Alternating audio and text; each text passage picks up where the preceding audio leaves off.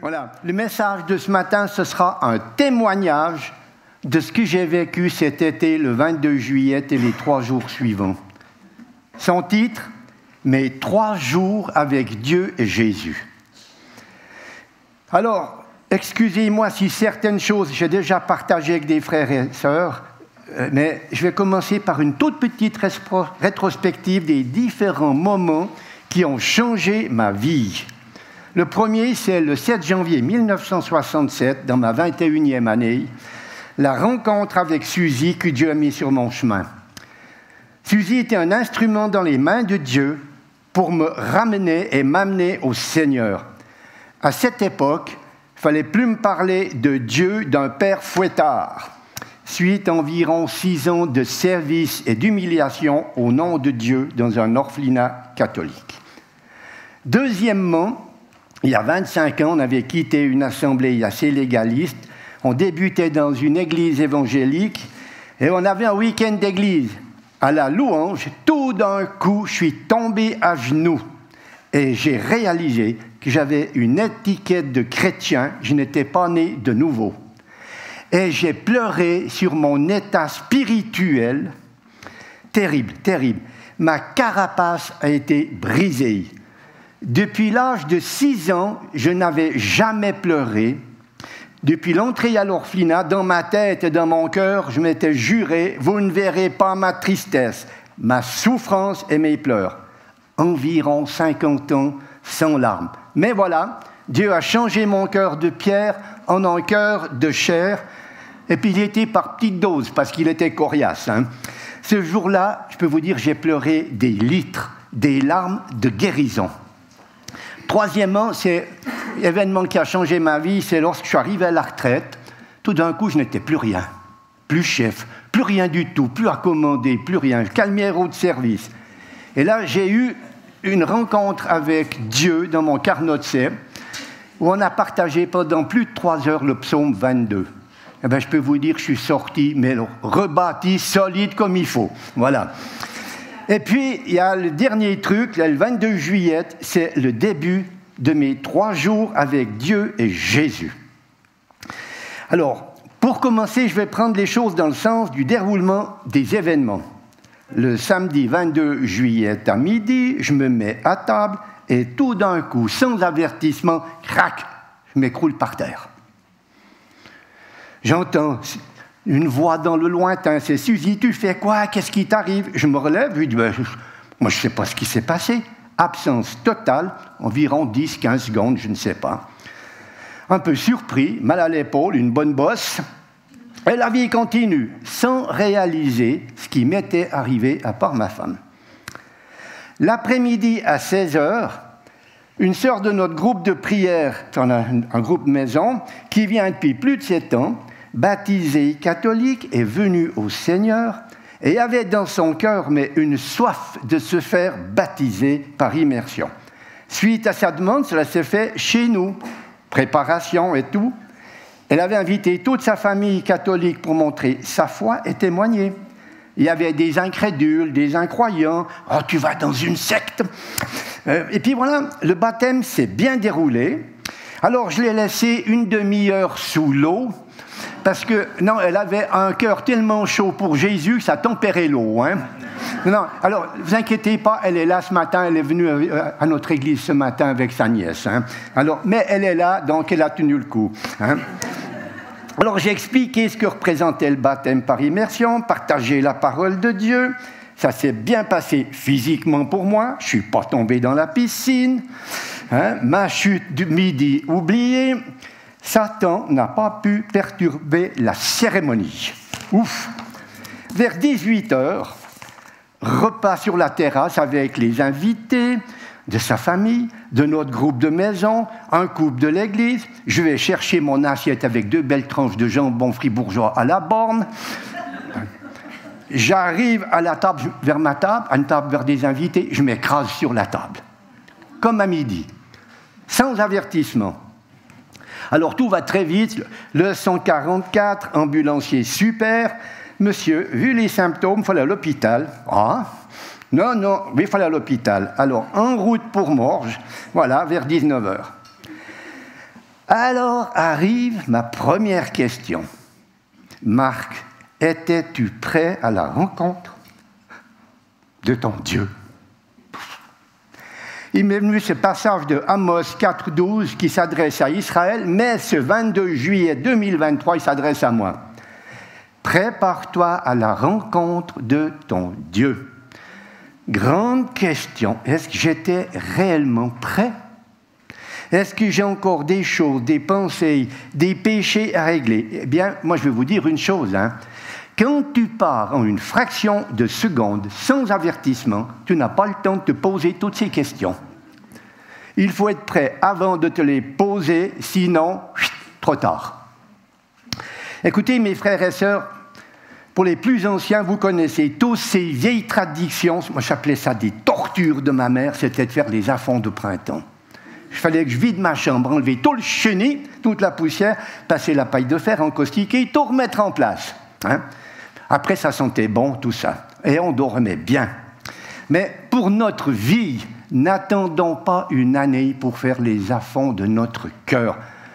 Il y a le Yom Kippour pour certaines traditions, mais non, c'est chaque instant. Être toujours prêt pour rencontrer son Dieu. Amen. Heureux ceux qui ont le cœur pur, car ils verront Dieu. Matthieu 5,8. Car on ne sait ni le jour, ni l'heure, depuis, je rajoute, ni la fraction de seconde. Écoutez, frères et sœurs, c'est sérieux ce que je vous dis. Vous voulez passer où votre éternité? Dans la maison du Père ou dans les tourments éternels? C'est votre choix. Le choix doit être fait de son vivant. Après, c'est plus possible de changer. Il y a une confession qui a inventé une salle d'attente qui s'appelle le purgatoire. Quand la caisse est pleine d'argent, tu passes du bon côté. Mensonge et arnaque. Ayant de la famille sur le canton de Fribourg, eh bien, je peux vous dire, j'en ai vu de ces trucs-là. Alors, je dis attention aux bergers infidèles. Je vous inviterai à lire à la maison le début d'Ézéchiel 34. Vous verrez, les bergers infidèles existent encore de nos jours. Pensons aux 10 vierges. 5 ont pu rentrer avec l'époux dans la salle des noces, puis 5 autres n'avaient pas d'huile. Je rappelle, l'huile est aussi l'image du Saint-Esprit. La porte était fermée, ils ont beau pu crier « Seigneur, Seigneur, ouvre-nous !» Ce n'est pas marqué dans le texte, mais ils ont dû sûrement tambouriner sur la porte. En vérité, je ne vous connais pas. Seigneur, Seigneur, qui criait. Mais en vérité, je ne vous connais pas. Vous pouvez lire ce passage dans l'évangile de Matthieu au chapitre 25. Mais une chose qui est importante, cette parabole n'est pas pour le monde, mais elle est pour nous dans les églises. Combien ne seront pas prêts quand le Seigneur arrivera en un clin d'œil? Tu pourras gémir, pleurer. Eh bien, tu auras loupé le voyage. Dans les évangiles, Jésus dit, il y aura des pleurs et des grincements de dents. Combien qui se disent chrétiens resteront sur place? Beaucoup trop, beaucoup trop. Vous savez, c'est sérieux. Moi, je dis, c'est vraiment ce qui m'a interpellé, qui m'a secoué. Imaginez, le Seigneur vient chercher son Église pendant la louange, comme ce matin. Combien de nous vont rester à Riponset? Tu loues avec tes lèvres, mais ton cœur est éloigné de Dieu. C'est ce qu'il est dit au peuple dans Ésaïe 29, 13. À chacun, chacune se poser la question. Voilà, arrivé à l'hôpital vers 19h, mené par Suzy, accompagné par Sergio et Barbara qui prient. Alors, selon les ambulanciers, je risque d'attendre 3 à 4 heures. Mais voilà, Dieu avait préparé mon arrivée. J'ai été pris tout de suite aux urgences de 19h à minuit et demi. Examen, tout y est passé par du personnel médical super. Électrocardiogramme, ultrasons, prise de sang, tension, enfin 36 000 questions et j'en passe. Pendant ces instants, j'étais calme. Ça m'étonnait, mais j'étais calme, confiant entre les mains de Dieu qui dirigeait tout. Et dans ma tête, je pouvais prier pour l'ensemble du corps médical et le privilège qu'en Suisse, nous avons des hôpitaux de qualité. Pensons-y dans nos moments de prière, puis quand on paiera nos nouvelles primes en 2024. Alors, vers 1h du matin, transfert aux soins intensifs avec des tests et contrôles ininterrompus. Entre 2h et 6h du matin, je somnole. Un grand moment d'intimité avec Dieu, avec ce Père qui, du haut des cieux, me tenait dans ses bras d'amour. À ce moment, je réalisais à pleurer un chant que j'aime beaucoup, c'est Abba Père, qui parle de l'immensité de sa tendresse, de son amour pour moi, que je n'avais pas connu avec mon père biologique. Chaque fois que je chante ces paroles, je dois me rincer les yeux. Écoutez bien maintenant, les paroles entendues dans mon cœur, comme une voix qui se trouvait à côté de moi, une présence divine. Écoutez bien ce que j'ai entendu. Marc, hier je t'ai averti 2 fois. Écoute bien, le temps que je t'ai mis sur la terre n'est pas à son terme. Ton travail n'est pas terminé. Le temps presse, la moisson est grande. Il y a peu d'ouvriers. Ouf, j'ai retenu le temps presse et peu d'ouvriers. À ce moment arrive un médecin pour demander comment ça va et faire un contrôle. Ma réponse sort instantanément de ma bouche, sans réfléchir, sans penser. J'ai dit « Très bien, grâce à Dieu, et je lui fais confiance ». Il est reparti en me souhaitant une bonne fin de nuit. Alors, à ce moment, j'ai pensé à modifier et compléter mon message que je devais donner le 30 juillet. Puis, comme je n'étais pas bien, il était reporté au 1er octobre. Je reviens à l'hôpital le dimanche, j'ai demandé à Suzy d'apporter ma Bible. J'ai dit, il faut que je me mette au boulot. J'ai mis ma Bible en évidence sur la table de mon lit, c'est le lit d'hôpital, là. Alors arrivent les questions que j'attendais. Une infirmière, c'est quoi que vous lisez? Réponse, la Bible, parole de Dieu. Vous connaissez? Non, ça a permis d'ouvrir le dialogue, un bon moment de partage avec certains et certaines, et pour d'autres, c'est pas mon truc, non, c'est pas machin, non, regardez votre truc, voilà. Donc, mais essayez, des fois pas plus. Après le départ de l'infirmière qui était intéressée, je repassais dans ma tête des versets de la parole, voire de la lecture. Je vais vous partager quelques commentaires. Alors, c'est pas que pour les personnes âgées, c'est aussi pour les jeunes. C'est dans le psaume 90. Il est dit quoi dans le psaume 90 au verset 12 et au verset 14? « Enseigne-nous à bien compter nos jours, afin que nous appliquions notre cœur à la sagesse. » Et au 14, « Rassasie-nous chaque matin de ta bonté, et nous serons toute notre vie dans la joie et l'allégresse. » Alors, quand j'ai lu ça, je me dis, c'est bon, il me reste 3 ans jusqu'à 80 ans, et tout ce qui va dépasser sera bonus. Voilà. Donc, un psaume super à relire. Et puis, il y a David qui m'a dit quelque chose. Dans le psaume 39, les versets 5 à 8, il dit ceci, « Éternel, dis-moi quel est le terme de ma vie, quelle est la mesure de mes jours, que je sache combien je suis fragile. Voici, tu as donné à mes jours la largeur de la main. » Pas beaucoup, hein? Pas beaucoup, hein? « Et ma vie est comme un rien devant toi. Oui, tout homme debout n'est qu'un souffle. Oui, l'homme se promène comme une ombre, il s'agite vainement, il amasse et il ne sait qui recueillera. Maintenant, Seigneur, que puis-je espérer? En toi est mon espérance. » Oui, quel que soit notre âge, nous ne savons pas quel est le terme de notre vie. Alors, ce n'est pas réservé seulement aux personnes du psaume 90, mais toutes les générations sont interpellées. Combien nous voyons de jeunes qui partent? Posons-nous chacun la question, pourquoi Dieu m'a mis quelques instants sur la terre? Pourquoi je suis né? Qu'est-ce qu'on vient de chanter, là? Hein? Je suis né pour te louer. Magnifique. Pour ça, hein? On n'est pas né que pour les divertissements ou faire de l'argent. Laissons cela au monde. Vous savez, on n'emporte rien du tout avec soi. Comme dit Job, chapitre 1, verset 21, « Je suis sorti nu du sein de ma mère, et nu je retournerai dans le sein de la terre. » Moi, vraiment, je dis, pourquoi Dieu m'a créé, et vous a créé, premièrement, c'est pour le louer et l'adorer en esprit et en vérité. car nous avons un privilège, c'est d'avoir passé de pécheurs perdus à enfants de Dieu sauvés par grâce et pour être des témoins dans ce monde en perdition. Je le répète comme entendu, la moisson est grande, il y a peu d'ouvriers.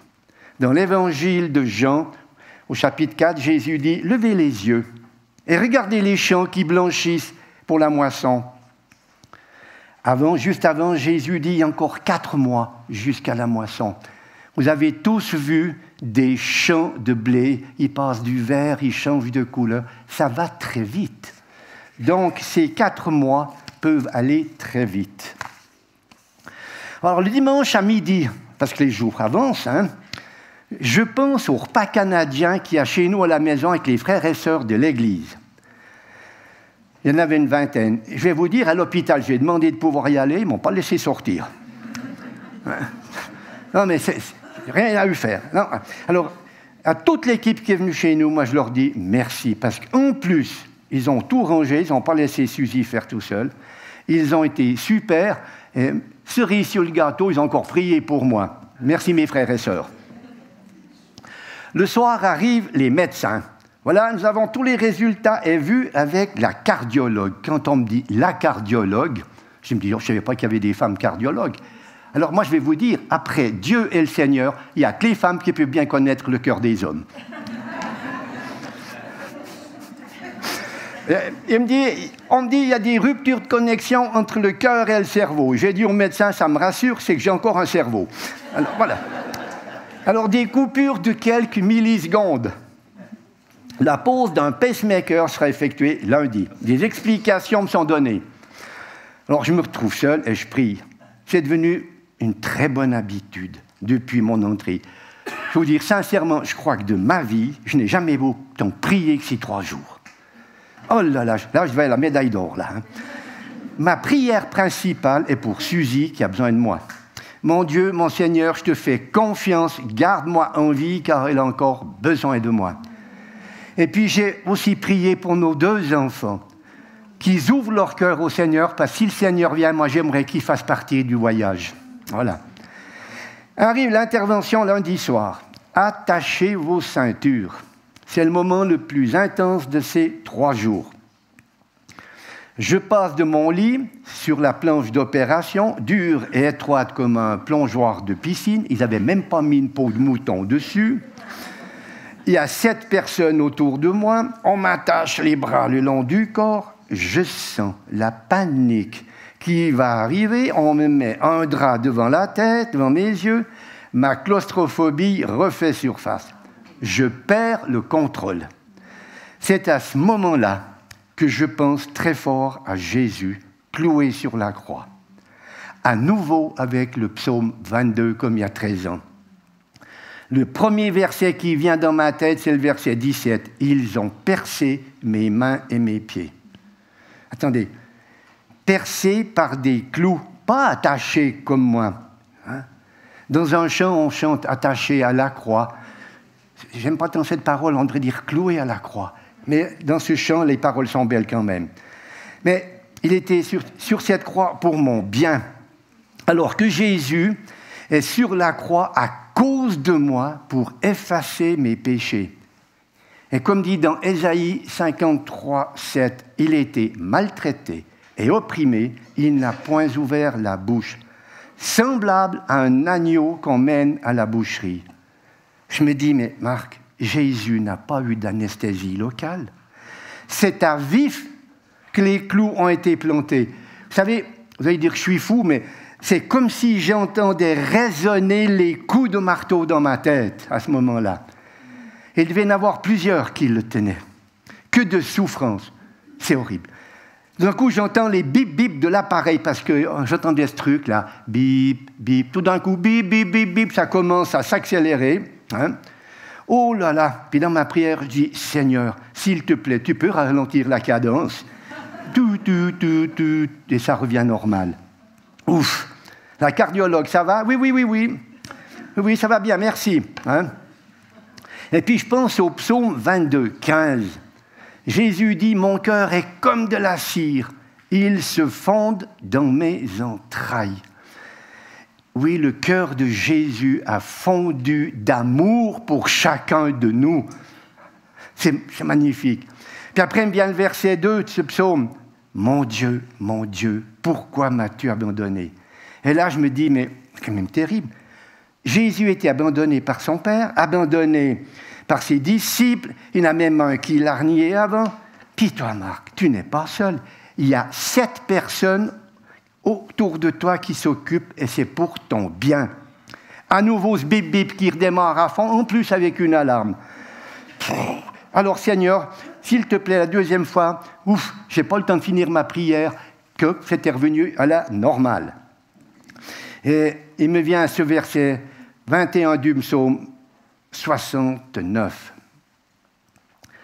Le Seigneur dit, j'attends de la pitié, mais en vain, des consolateurs, et je n'en trouve aucun.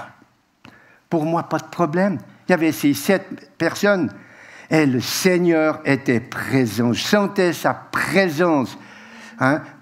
Jésus me suffit. Je crois qu'on a chanté le premier chant, Jésus me suffit.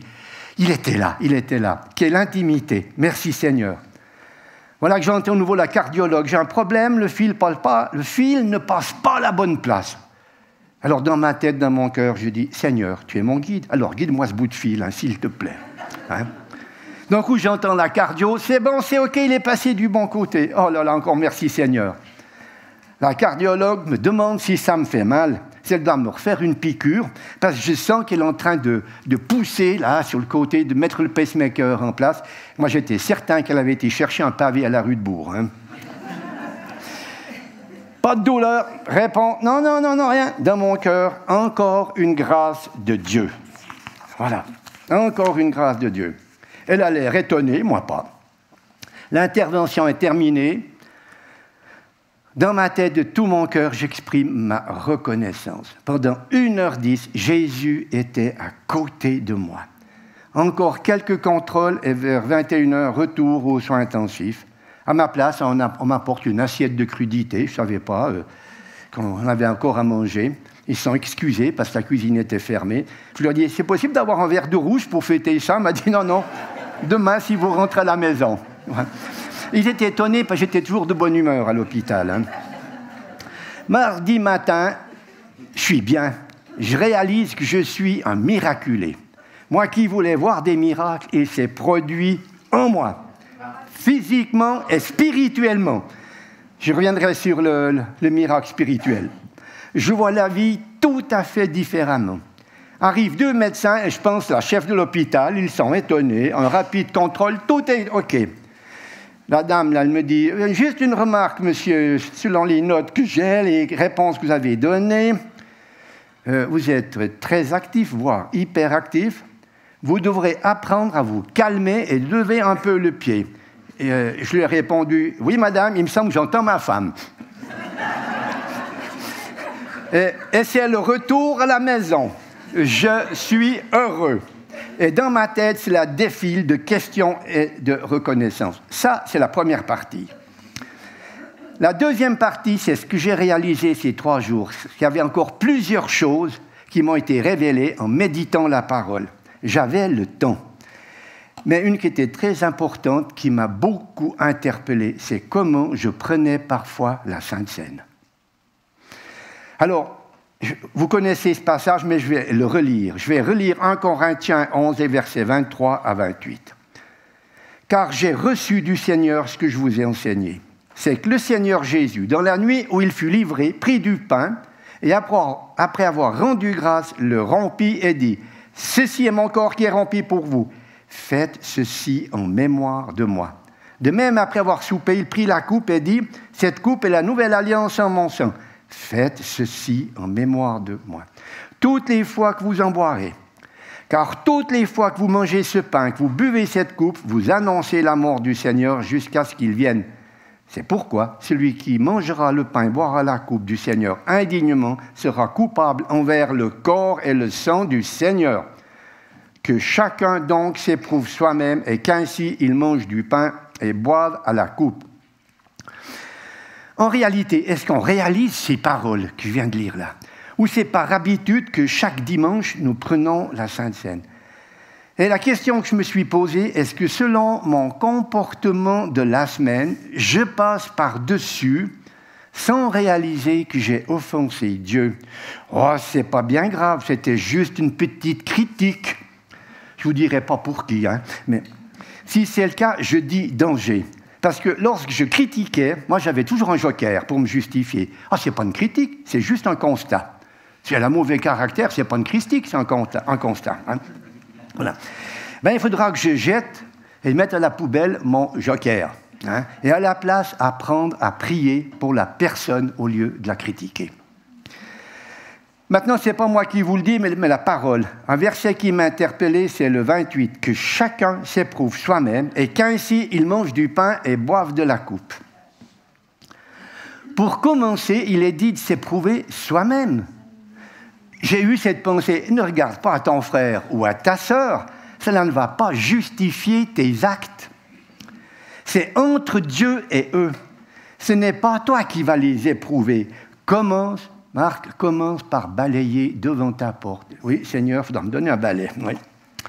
Encore une chose, dans 2 Corinthiens 13 au verset 5, il nous est rappelé une deuxième fois, examinez-vous vous-même pour savoir si vous êtes dans la foi, éprouvez-vous vous-même.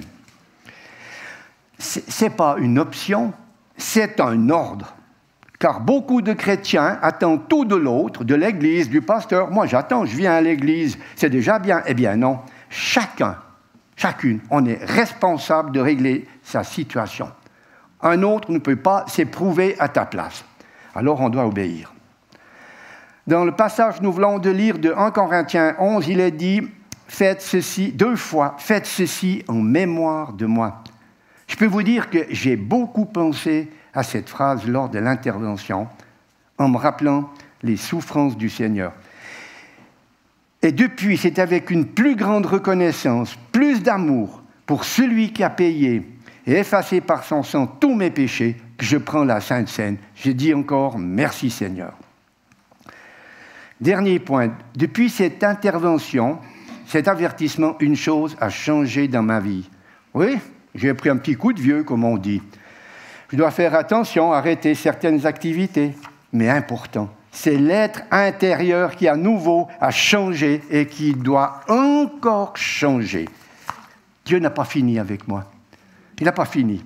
On va lire dans 2 Corinthiens 4, les versets 16 à 18. C'est pourquoi nous ne perdons pas courage, et même si notre homme extérieur se détruit, notre homme intérieur se renouvelle de jour en jour. Car nos légères afflictions du moment présent produisent pour nous, au-delà de toute mesure, un poids éternel de gloire. Parce que nous regardons non point aux choses visibles, mais à celles qui sont invisibles, car les choses visibles sont passagères et les invisibles sont éternelles. Donc, on commence à venir un peu chauve, etc. Il y a différents trucs, on marche un peu moins vite. C'est pas grave. L'important, c'est l'être intérieur. Et les 3 fois que j'ai raconté là, de ce qui s'est passé avant, plus ce qui s'est passé le 22, mon être intérieur a été vraiment renouvelé. Et ce n'est pas fini. Alors, il y a du boulot, mais ce qui est important, c'est à présent dans ma vie, c'est où je mets mes priorités, qu'est-ce qui est important. Arrêtons, il faut que j'arrête de m'énerver ou de perdre du temps pour des stupidités. Voilà. Ce n'est pas terminé, j'arrive bientôt au bout, patientez. Quelques jours après à la maison, il m'arrivait d'avoir de l'agressivité envers Suzy, mon épouse. Oh, hein? Selon ce qu'elle me disait, cela m'énervait. Et je lui répondais, je ne suis pas laïc, je ne suis pas un impotent, je suis assez grand pour savoir ce que je peux et ce que je dois faire. À ce moment, j'ai réalisé que je n'acceptais pas ma diminution physique et que je perdais le contrôle d'une partie de mes activités. Certaines étaient interdites, sont interdites depuis. L'hyperactif devait réduire la cadence. Alors, actuellement, je suis en apprentissage. Hein. J'ai 4 mois d'apprentissage déjà. Il paraît qu'il faut beaucoup d'années pour ça. Alors, voilà. Mais que les remarques de mon épouse n'étaient pas, comme on dit, pour me casser les pieds, mais pour mon bien. Aussi, je n'avais pas réalisé ce qu'elle avait vécu depuis ma première chute à la cuisine jusqu'à mon retour à la maison. Et encore maintenant, elle s'inquiète pour son mari. Il faut croire qu'elle m'aime beaucoup. Elle n'est pas tombée, mais elle a eu un traumatisme. Il faudra qu'apprendre à gérer avec le temps, et ensemble, et avec le Seigneur, cela sera possible. En conclusion, ce matin, je donne gloire et reconnaissance à Dieu pour le changement opéré dans ma vie pendant ces 3 jours. Aussi à mon Seigneur et Sauveur qui m'a accompagné 24 heures sur 24 ces 3 jours et qui est toujours avec moi ces jours. Il est en moi. Encore une chose, je veux dire une chose pour les personnes âgées. Il n'y a pas de limite d'âge pour changer. On dit que des fois que nous, les vieux, comme on nous dit, oh, c'est plus possible de les changer. Ben moi, je vous dis que c'est encore possible parce que Dieu, il peut tout. Voilà. Il n'a pas fini avec moi. J'aimerais terminer par une courte prière. Seigneur, cette prière, elle est maintenant pour nous tous. C'est que notre homme intérieur se renouvelle de jour en jour pour la gloire de Dieu. Je prie tout spécialement pour quelques-uns peut-être qui souffrent d'obsolescence spirituelle, qui n'ont pas été renouvelés depuis des années, et puis comme certains de l'église d'Éphèse qui ont abandonné leur premier amour. Aujourd'hui, ce matin, c'est le moment pour réanimer ce premier amour. Alors soyons tous, toujours prêts à la rencontre de notre Dieu. Hier est passé, ce matin Jésus est là, au milieu de nous, demain ne nous appartient pas. Amen. Et tout le peuple dit Amen.